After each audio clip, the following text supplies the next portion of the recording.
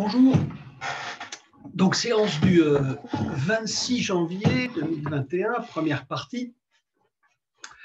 Je précise que si mes calculs sont exacts, je devrais, durant cette première partie de la séance du 26, terminer sur la notion de monde en achevant le long parcours que nous avons suivi avec Husserl. J'avais annoncé dans la précédente séance une hypothèse sur la façon dont pourrait éventuellement se résoudre le conflit, le divorce, la tension qui avait justifié l'effort de Husserl pour refonder d'une certaine façon, sinon la philosophie elle-même, du moins notre rapport à la philosophie, et pour produire dans ce but une philosophie nouvelle, la phénoménologie, avec les conséquences que j'avais essayé de préciser. Alors, je l'avais dit, il est possible que ce divorce qui préoccupait donc Husserl connaisse un destin très différent de celui qu'il appelait de ses voeux et qui était un destin philosophique, ce que Husserl croyait nécessaire et éminemment souhaitable, c'était une solution philosophique du problème posé par ce divorce. Eh bien, il est possible donc que, comme je l'avais dit, ce problème trouve, et sans qu'il ait été véritablement cherché, un sort très différent et une issue, une sortie qui n'est pas du tout de nature philosophique, de la nature de celle à laquelle Husserl lui-même travaillait. Peut-être même, d'ailleurs, comme je le disais, l'humanité s'est-elle déjà engagée dans ce chemin qui pourrait rendre caduc le problème lui-même que se posait Husserl. Alors, évidemment, je produis cette hypothèse à titre tout à fait spéculatif. Je ne présente aucunement cela comme une certitude, ni même comme une probabilité, mais enfin, c'est une issue qu'on pourrait peut-être envisager, voire espérer. Je partirai de ce fait qui s'est imposé, disons, dans les dernières décennies, et qui est un fait lexical, un fait qui concerne le vocabulaire. En français, au moins, et je crois savoir aussi dans d'autres langues, du moins européennes, eh bien, depuis au moins la fin du XXe siècle, le monde, le nôtre, celui que nous habitons, je dis bien celui que nous habitons, alors au sens à la fois, je dirais, astronomique et zoologique comme espèce, mais aussi au sens husserlien de monde ambiant, eh bien, ce monde, ou plutôt ces deux mondes, dont la distance, dont l'écart, et même le fossé préoccupait Husserl, eh bien, il a reçu un nom, un nouveau nom, et ce nom, c'est la planète. La planète. La planète avec une majuscule. Majuscule parce que c'est le nom propre de notre monde et que ce monde est unique. Simplement, cette unicité ne s'impose pas pour des raisons qui tiendraient seulement à l'identité astronomique de la planète Terre. Parce qu'évidemment, toutes les planètes sont uniques. Chaque planète n'existe qu'en un seul exemplaire et n'est exactement identique à aucune autre.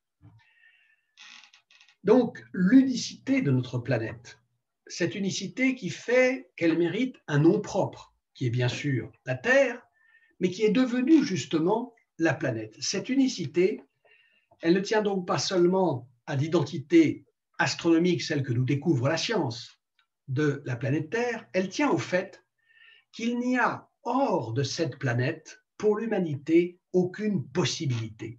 Je veux dire, aucune échappatoire envisageable.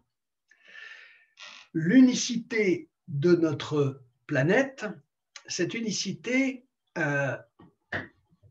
en fait, doit d'avoir été perçue à deux choses. Probablement d'abord à une meilleure diffusion de notre conscience astronomique, de nos connaissances astronomiques. Je l'avais dit au tout début de ce cours, lorsque je l'avais commencé en 2018, l'état de notre enseignement de l'astronomie dans le système scolaire français est aujourd'hui désastreux. Il reste que grâce à des moyens de diffusion de masse comme la télévision, nettement moins, je pense, la radio, mais aussi, par exemple, Internet, eh bien, nous avons quand même accès à certaines connaissances astronomiques et nous avons accès en particulier à des images qui nous ont été transmises par les satellites ou qui nous ont été rapportées par ceux qui se sont suffisamment éloignés de la Terre pour qu'on puisse la voir dans sa totalité sphérique. Et pour cela, il faut des satellites, il faut des capsules spatiales, il faut des navettes spatiales, il faut des engins qui vont plus haut que ne sont jamais allés les avions ni même les ballons. Aux altitudes les plus élevées, d'où par exemple il est possible, grâce à des ballons, de prendre des photographies. On perçoit très bien, par exemple, la courbure de la Terre, mais on ne la voit pas dans sa totalité de sphère. Eh bien, maintenant, nous savons que nous sommes sur une planète sphérique. Nous le savons, bien sûr, je l'ai dit, grâce à ces images qui ont probablement joué un assez grand rôle dans notre prise de conscience astronomique, bien sûr, mais aussi écologique. Et c'est sans doute l'existence de ces images, c'est sans doute aussi la puissance esthétique de ces images, qui est considérable, je pense. Enfin, je crois que vous en avez tous fait, comme moi, l'expérience. C'est certainement la puissance esthétique de ces images qui nous a permis d'identifier cette planète Terre à cette planète, entre guillemets, dont il est aujourd'hui si souvent question, dont on nous parle pour nous dire qu'il faut la protéger, qu'il faut peut-être même l'aimer, et en tout cas, cette planète pour laquelle, vous le savez, ça devient même une rengaine au point que c'en est un tout petit peu agaçant et que ça pourrait d'ailleurs pour cela perdre son efficacité. Cette planète pour laquelle il nous est demandé 100 fois par jour de faire, comme on le dit, selon l'expression consacrée, un geste. Eh bien, je disais, nous avons toujours vécu astronomiquement et comme espèce zoologique sur une planète, et maintenant, nous le savons.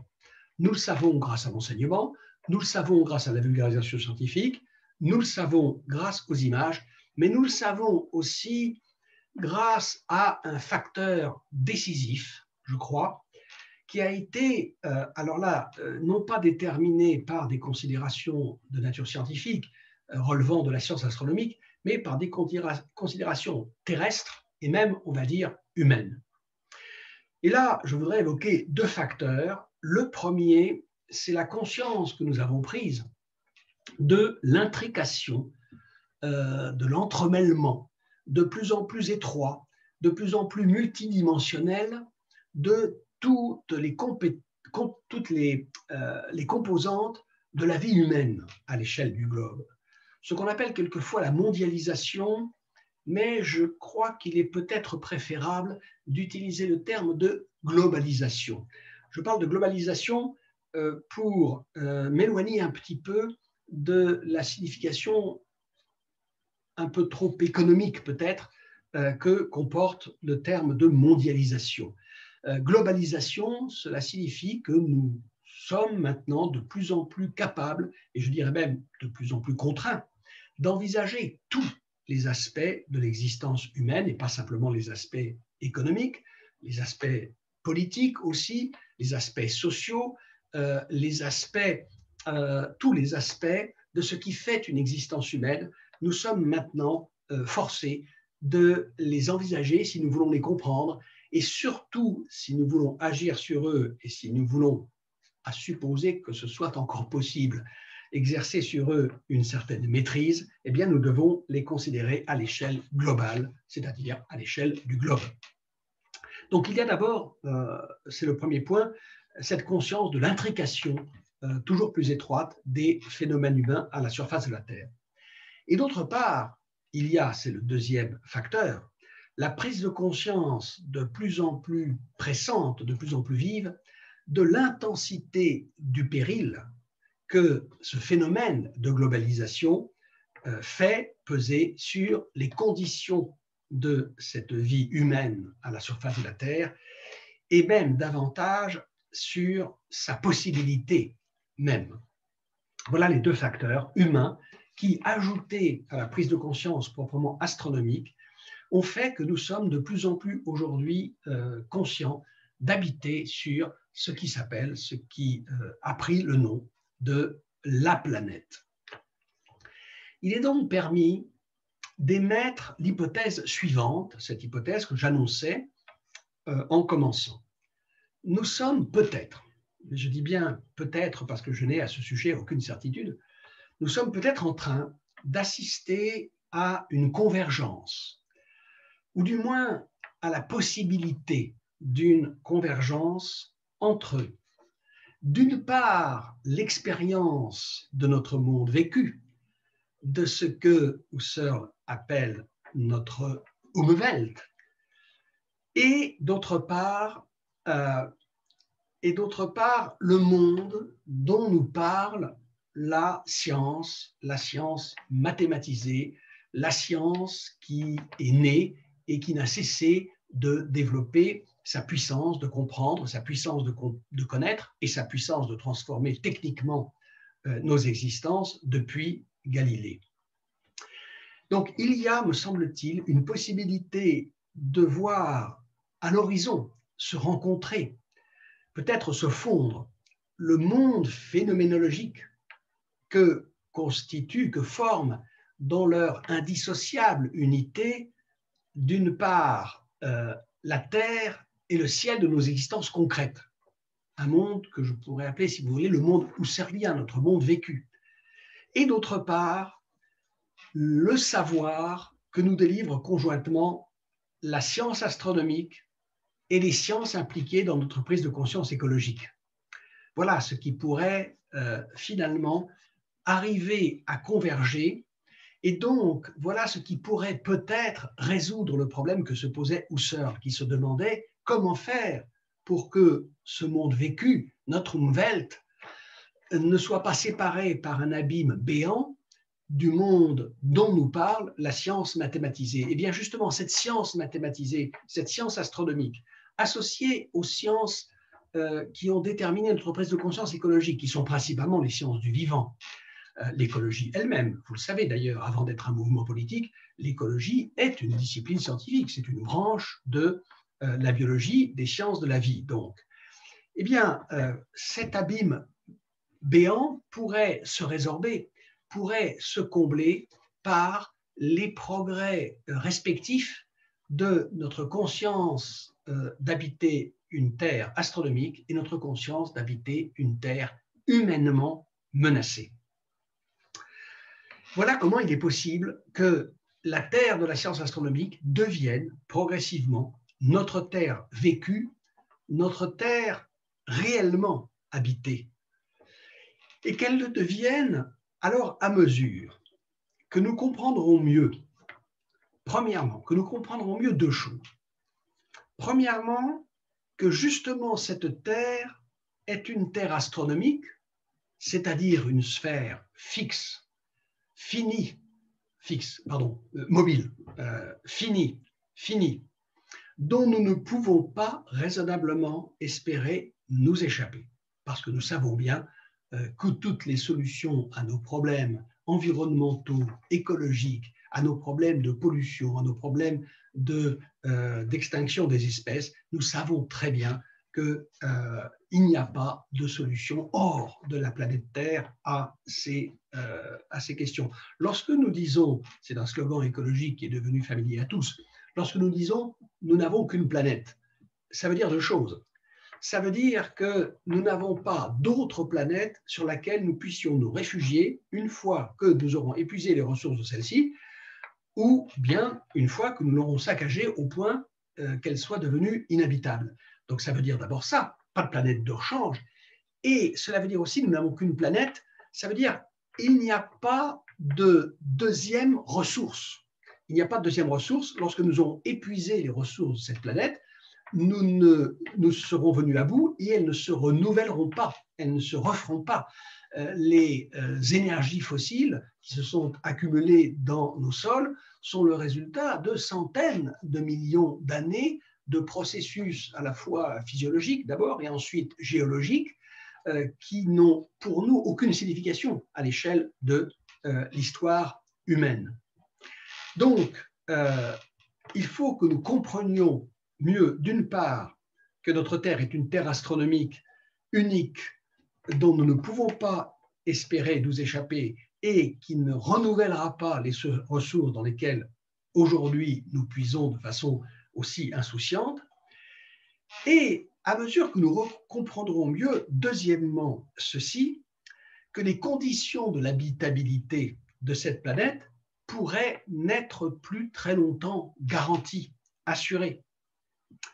Ce qui veut dire que, de façon assez paradoxale, assez étrange, assez imprévue, assez imprévisible dans le cadre, je dirais, de la façon dont Husserl posait le problème, paradoxalement, nous accéderions donc, si mon hypothèse avait quelque vraisemblance, si elle était un tant soit peu plausible, nous accéderions à la capacité d'habiter la Terre par la science astronomique qui nous avait d'abord privés de cette capacité. C'est, dit Husserl, la science mathématisée qui nous avait rendu, au fond, la Terre étrangère, la Terre exotique, la Terre non familière. Eh bien, c'est peut-être par cette science astronomique qui avait creusé l'abîme que l'abîme pourrait se résorber. Et paradoxalement encore, c'est en prenant conscience du fait qu'il ne nous soit plus possible d'habiter biologiquement la Terre, de l'habiter, si vous voulez, matériellement, au point de vue de la nature, eh bien, c'est peut-être en prenant conscience de cette éventualité, voire de cette probabilité, que nous deviendrions capables de l'habiter au sens proprement humain. C'est-à-dire que mon hypothèse est que, c'est une hypothèse, je le reconnais, optimiste, c'est une hypothèse favorable et devant laquelle je pense que Husserl serait resté sceptique, mais Husserl vivait à une époque où n'existait aucunement la conscience que nous avons des problèmes écologiques. Eh bien, c'est par la science que le malheur est advenu, si vous voulez, bien que, je le répète, et ça, il faut absolument le souligner, Husserl ne considère pas qu'il puisse y avoir le moindre salut par un retour en deçà de la science. Ça, c'est certain. Par la science, d'une certaine façon, le malheur de ce divorce est arrivé, mais en même temps, peut-être, pourquoi pas, c'est par la science astronomique, mais aussi par les sciences du vivant, que pourrait nous revenir la conscience d'habiter cette terre que la science astronomique nous avait présentée comme, au fond, n'étant pas quelque chose voué à être habité. Eh bien voilà en quoi consiste cette hypothèse, peut-être démesurément optimiste et donc déraisonnable, que je propose. Alors, j'avais fait référence plusieurs fois, me semble-t-il, à ce livre tout à fait admirable de Jean Giono qui s'intitule « Le poids du ciel ». Je voudrais revenir pour finir sur ce livre. Il me semble que cet ouvrage, en particulier dans son deuxième chapitre, intitulé « Les grandeurs libres », il me semble que cet ouvrage nous permet d'avancer dans la direction que je viens d'indiquer. Alors, ce qui est certain, c'est que Jean Giono a écrit ce livre dans une époque qui, bien qu'elle ne soit pas si lointaine, hein, nous sommes après la Seconde Guerre mondiale, bien que ce ne soit pas une époque si lointaine, je dis peut-être une bêtise parce que je crois que le livre est antérieur. Je n'ai pas la date exacte en tête, je pense qu'il est antérieur, mais peu importe, nous sommes au XXe siècle et pourtant le Jean Giono ne vit pas un moment de l'histoire de l'humanité où la prise de conscience s'est faite de la possibilité d'une catastrophe écologique ultime. Alors, ce qui est certain, c'est qu'il y a chez Giono une conscience écologique, et une conscience écologique très aiguë même. Il n'est pas le seul d'ailleurs à cette époque, puisque déjà entre les deux guerres mondiales, d'autres penseurs, bien d'autres penseurs, avaient commencé à réfléchir à ce problème. En particulier quelqu'un qui s'était senti suffisamment proche de Giono pour lui rendre visite à l'occasion d'un voyage en Provence qu'il avait fait pour aller prononcer des conférences à Aix-en-Provence, c'est Martin Heidegger. Martin Heidegger avait voulu, et il l'avait fait, rendre visite à Giono, avec qui il entretenait justement cette proximité. Il y en avait peut-être d'autres, mais il y avait aussi des distances qui les séparaient. Mais au moins cette proximité de ce qu'on pourrait appeler en effet une conscience écologique. Au même moment que Giono, Martin Heidegger pensait en effet que l'humanité était menacée par un péril mortel. Mais ce qui était commun à nos deux penseurs, ou plutôt à l'écrivain et au philosophe, qui étaient d'ailleurs en effet en tant qu'écrivain et en tant que philosophe deux penseurs, ce qui était commun à ces deux hommes, c'était l'idée que le péril qui pesait sur l'humanité était un péril spirituel. Un péril spirituel, bien sûr, ils avaient aussi conscience d'un certain péril matériel qui était né chez eux de l'expérience de la guerre mondiale, de la première en particulier, dont vous savez qu'elle avait fait de Giono un militant pacifiste absolument déterminé. Eh bien, il y a chez Giono, comme chez Heidegger, la conscience d'un péril pour l'humanité, mais d'un péril spirituel.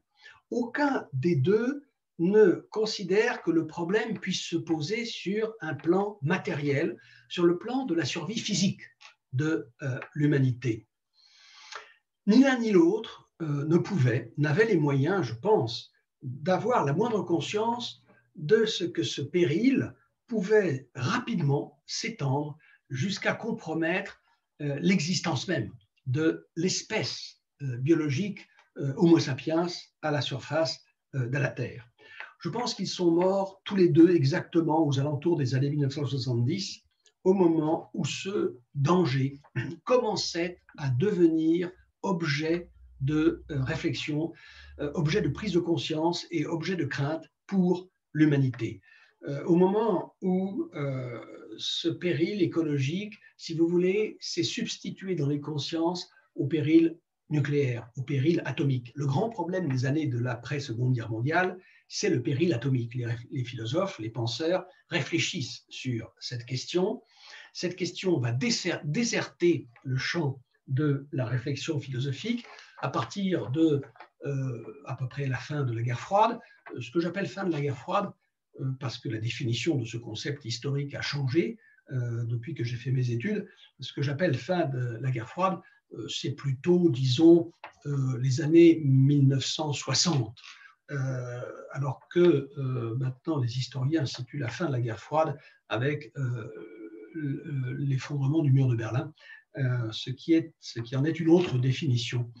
Eh bien, à la fin de la guerre froide, ancienne signification, si vous voulez, c'est-à-dire plutôt autour de 1960, après à l'occasion de cette période de dégel, le péril atomique va petit à petit s'effacer des consciences pour être remplacé par le péril écologique.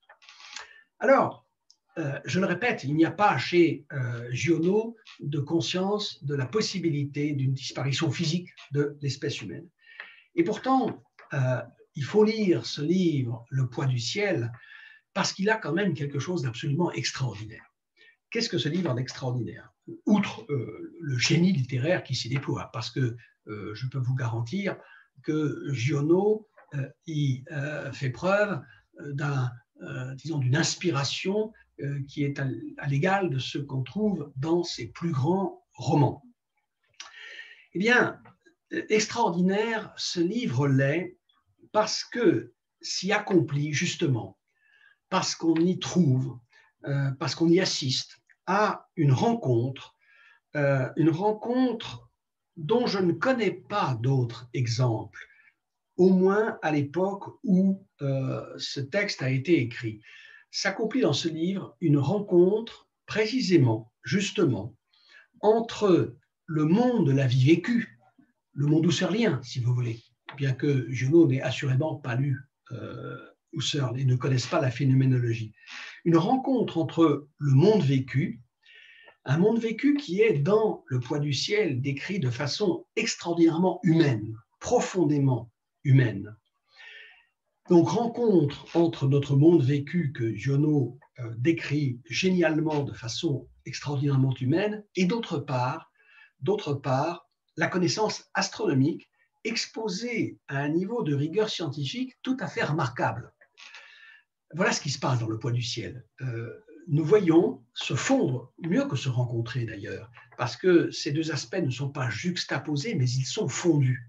Nous voyons se fondre une connaissance scientifique de l'astronomie et une connaissance intime, profonde de ce qu'est l'humanité dans sa vie concrète.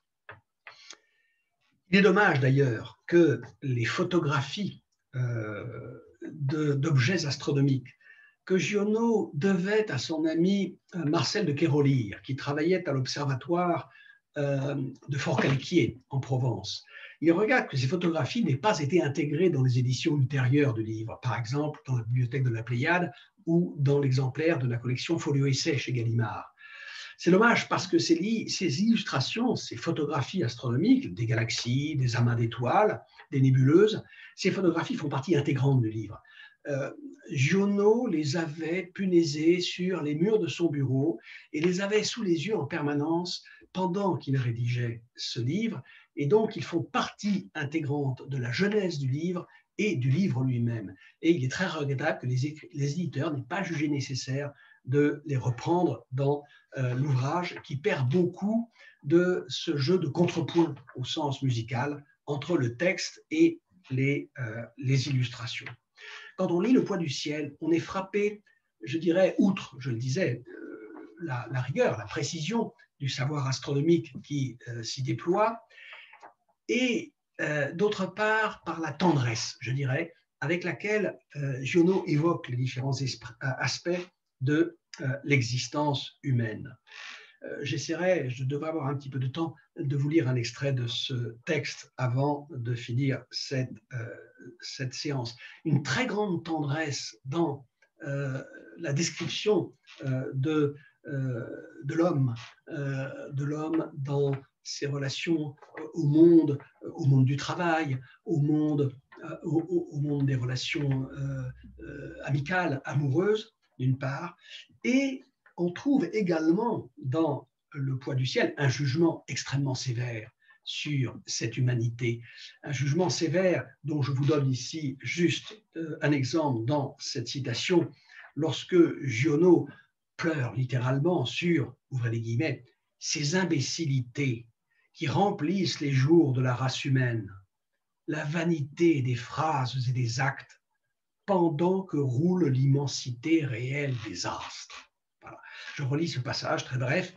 Ces imbécilités qui remplissent les jours de la race humaine, la vanité des phrases et des actes, pendant que roule l'immensité réelle des astres. Vous voyez comment Giono fait se fondre, fait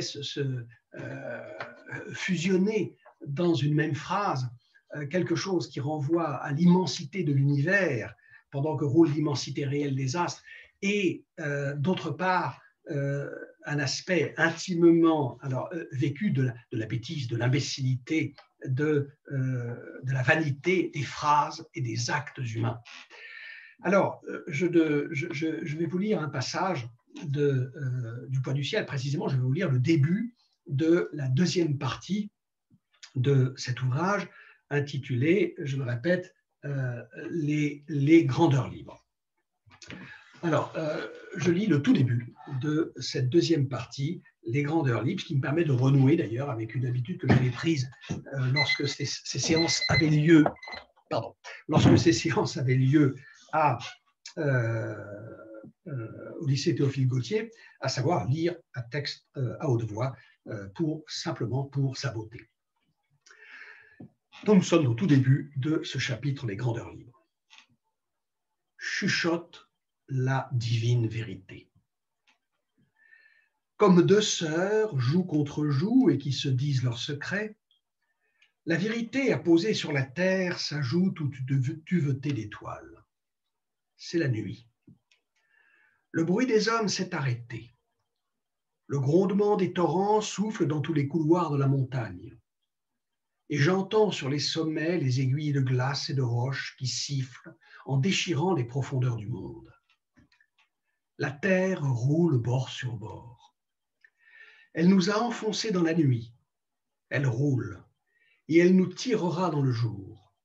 Elle roulera et nous replongera dans l'ombre. Elle tire de l'ombre les matins encore tout ruisselants de nuit. Elle y enfonce les soirs encore pétillants de soleil. Elle roule. Elle emporte ce fonctionnaire soviétique de Moscou, de Leningrad ou de la petite ville de la steppe. Il a essuyé ses lunettes. Il a regardé la fenêtre. Il a vu la nuit qui abordait les étendues d'herbe. C'était le flanc de la terre qui s'enfonçait dans l'ombre. Il a regardé la nuit qui s'approchait. Elle a frappé contre sa maison. Elle a rempli la fenêtre et la chambre où il travaillait. Il a allumé sa lampe pendant qu'il s'enfonce dans la nuit, que l'univers devient visible devant sa fenêtre. Il avait télégraphié à Odessa, à un moment où le soleil était encore haut sur l'horizon. Puis l'horizon s'est soulevé et a caché le soleil. Le télégramme est arrivé à Odessa, le soleil était encore haut sur l'horizon. Le télégraphiste est allé jusqu'au port par des rues pleines de soleil. Il a descendu les grands escaliers qui étaient directement pleins de soleil. Il lui semblait que les escaliers, au lieu d'être toujours appuyés à la terre, se relevaient, se penchaient vers la mer, tant ils étaient perpendiculairement frappés sur leur oblique par le soleil qui descendait sur l'horizon de la mer. Les flammes des mâts flottaient vers la terre comme si ça soufflait de là-bas. Il a donné son télégramme au capitaine. Le bateau était entouré de serpents de feu, mais dès qu'une vague sautait un peu plus haut, elle rencontrait l'ombre qui venait. Le capitaine a lu ce que lui écrivait le fonctionnaire des steppes. Il a dit « Il faut foutre le camp avant la nuit, les enfants. » La nuit qui vient d'à travers les steppes, ayant déjà englouti le fonctionnaire qui a éteint sa lampe, qui a tâtonné dans son bureau pour trouver son chapeau et la poignée de la porte, déjà profondément enfoncé dans la nuit, avec le visage de l'univers qui le regarde d'à travers la fenêtre. La terre roule, l'emportant sous sa quille. Pendant qu'il sort pour aller chez lui, manœuvre les phares de son auto, se méfie des virages, assure le pied sur le frein, serre le volant, appointe ses yeux durement devant lui, avec le grand visage de l'univers qui le regarde maintenant de tout autour. Pensant à sa femme qui est inquiète dès qu'il fait nuit et qui l'attend là-bas, ayant collé son visage à la fenêtre, ayant contre son visage, de l'autre côté de la vitre, le visage de l'univers avec ses étoiles et l'étincelant brouillard de la nébuleuse galactique. Inquiète tant qu'il ne sera pas sorti de l'univers, lui, avec ses phares d'auto, au détour de la route, puis contre la barrière du jardin.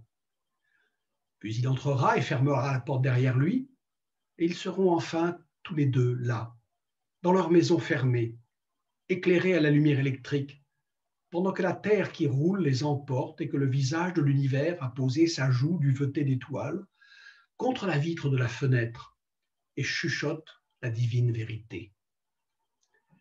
Il a télégraphié à Odessa et le télégramme est arrivé pendant qu'il était déjà en pleine nuit, lui, son auto et ses phares, pendant que les grands escaliers semblaient relever leur oblique, à mesure que le soleil descendait dans la mer et que la nuit s'approchait d'Odessa à travers les steppes, montant avec son pétillement de milliers de grillons le long des flancs de la terre qui roule.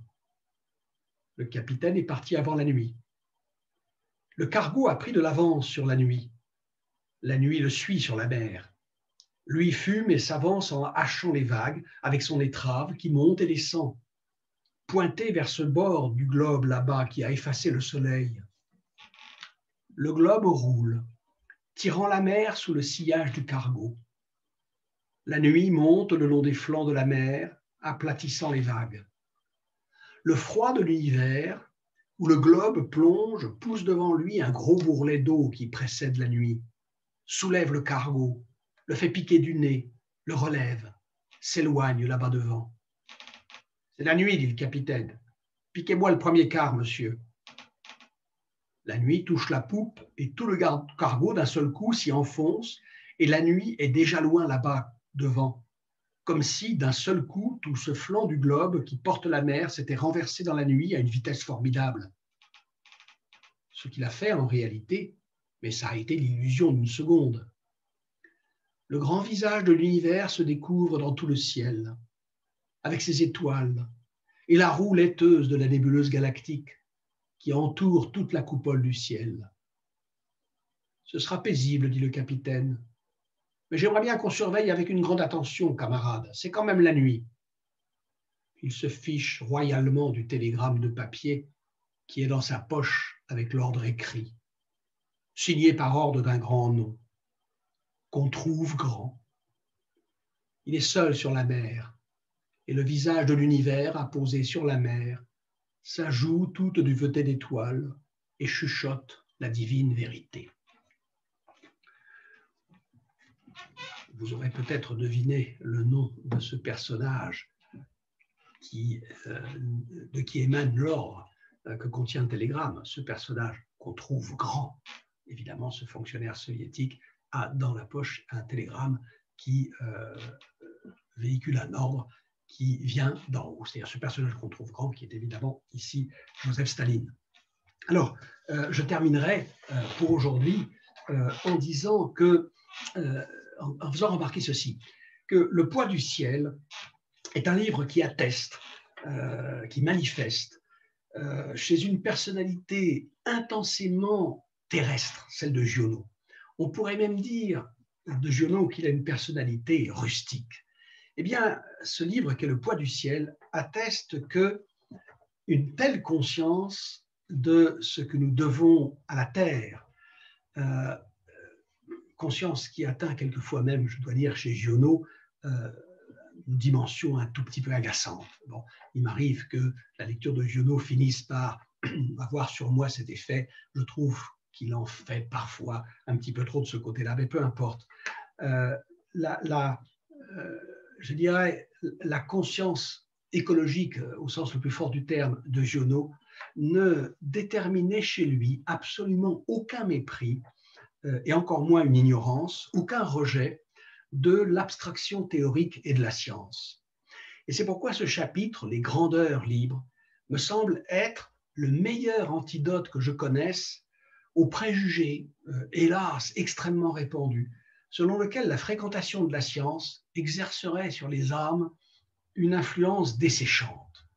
Et je pense que Giono fait ici écho, dans ce livre, à une remarque de Nietzsche que j'aimerais vous lire et qui se trouve au 5e livre d'Aurore, paragraphe 424 de ce livre intitulé Aurore, un des premiers livres de l'œuvre de Nietzsche. La vérité dans sa totalité et sa cohérence n'est faite que pour les âmes à la fois puissantes et ingénues, joyeuses et pacifiques, comme l'était celle d'Aristote. Et s'il l'avait connue, je pense que Nietzsche aurait pu ajouter, comme l'était celle de Giono. Les seuls d'ailleurs qui soient également en état de chercher la vérité, car les autres cherchent des remèdes à leur mal, si orgueilleuse soit l'idée qu'ils se font de leur intellect et de sa liberté, ils ne cherchent pas la vérité. De là, le peu de plaisir véritable que ces gens prennent à la science, à laquelle ils reprochent sa froideur, sa sécheresse, son inhumanité. C'est là un jugement de malade sur les jeux des bien portants. Voilà. La science, un jeu des bien portants qui se moque des jugements des malades, qui repousse la connaissance, la science, l'abstraction théorique, parce qu'elle aurait pour effet de ne générer que froideur et que sécheresse. Alors voilà ce sur quoi je voulais terminer. Alors j'en ai fini, je le disais, et d'une certaine façon, certains penseront peut-être que ce n'est pas trop tôt, j'en ai fini avec l'exploration de ce concept de monde. Et je voudrais, avant de passer à tout à fait autre chose, revenir à des considérations, on va dire, moins directement philosophiques et plus spécialement astronomiques, mais en fait à des considérations pédagogiques. Je voudrais tirer de cette réflexion sur la notion husserlienne de monde certaines conclusions sur la manière dont il est pertinent d'enseigner cette science astronomique. Et j'intitulerai la prochaine section Comment enseigner Copernic. Je vous renvoie au plan que je vais essayer de mettre à jour sur mon blog. Je vous remercie, à très bientôt.